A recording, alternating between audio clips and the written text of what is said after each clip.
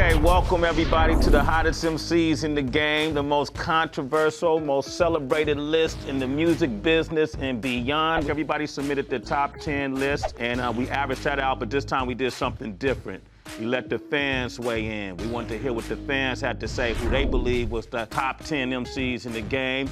And we had over 1.3 million submissions of top 10 list and hundreds of thousands of comments, and I'm gonna represent those comments in that list. And we aggregated all your lists together into one big list, and here it is, the top 10 hottest MCs in the game. Y'all ready? Let's rock. Let's get it. Okay.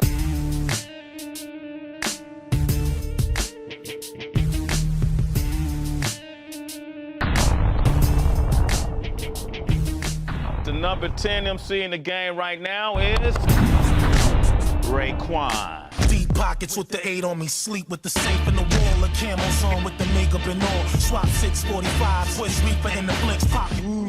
Greatest chef.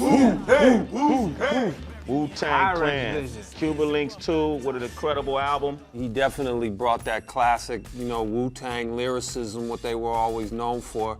And I think that's the one everybody's been waiting for, so he definitely represented that for all those fans. I feel like Raekwon came out of relative obscurity. He was on no one's radar ever since the first Only Built for Cuban Links. He had a great buzz, but since then it's been almost 10 years where Raekwon and the Wu-Tang Clan have sort of kind of faded out in the public spotlight. And you'll see artists like a Busta Rhymes, a Nelly, guys who are at the top of their games and they completely disappeared. They can't really come out and connect with this audience today. But Raekwon put out Only Built for Cuban Links 2. Sort of hit with not only an underground audience, but like a mainstream audience where like, wow, Wu-Tang's back.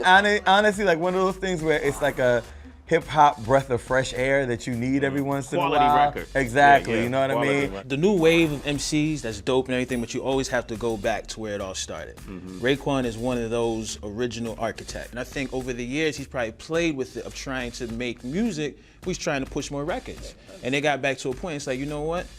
Let me get back over that stove again. And one thing I think about Raekwon that's really interesting is all of these accolades, all these accomplishments he made with being able to come back, after all this time and be relevant again, is that I don't believe he changed anything about what he does, and it managed to appeal and impact to the tune of 65,000 or more records in his first week of sales. I remember the first day the Raekwon and Jay-Z album came. Raekwon, he had a firm grip on the older, you know what I mean? When East Coast used to run things, and that nostalgia for that era and to bring back to that era. The Only Built for Cuba Links album is like it's a staple album in hip hop. It's like an album that I remember waiting for and going to get and listen to for months. What up, Wu? Peace, your highness, yo, I'm lounging.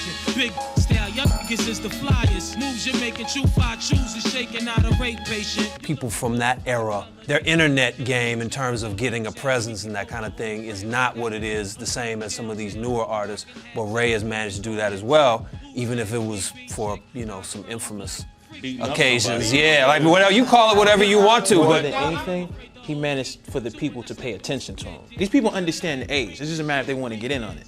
And Ray did it, and it worked, along with some With no radio play, that's the big thing. I give him the weight of the lyrics, you know what I'm saying? The weight of delivering an album that is really just the essence of hip hop in the sense of just, delivery, songs, beats.